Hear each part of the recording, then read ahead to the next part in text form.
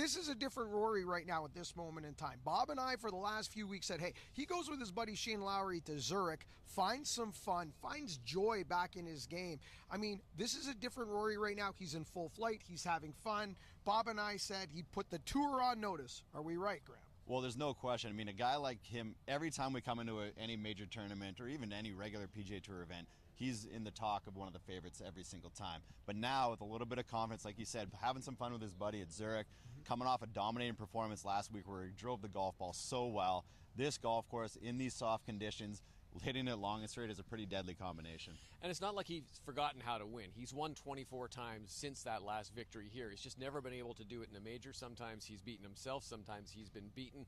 But I think now coming in, as he did 10 years ago with 2 wins coming in, that he feels very good about where every part of his game is. But I think especially up there, I think that's where it makes a difference. Yeah, and we spoke at the Masters too about, like, you know, him closing out the Grand Slam at Augusta. And it's like he needs some wins to put in his back pocket to get that confidence going, maybe win another major, and then we'll see here maybe in next April whether he can close that out. Well, to your point and to Bob's point, if you go back 10 years ago, there's a lot of things lining up here. One of those victories leading into that 2014 Valhalla was a World Golf Championship event. That was the Firestone Invitational. That is a big boy golf course. That sets up almost like a major. Last week, we're at Wells Fargo, Quail Hollow. It's had a President's Cup. It's had a PGA Championship.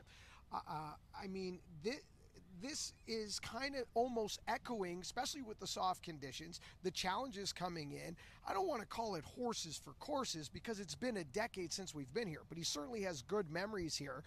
It's kind of almost checking the boxes, Grant, that you were alluding to at Augusta. Yeah, and this is a similar golf course to Quail and to Akron, Firestone. It's like kind of those rolling hills, and you have to shape shots around some of these trees, and there's a correlation there for sure.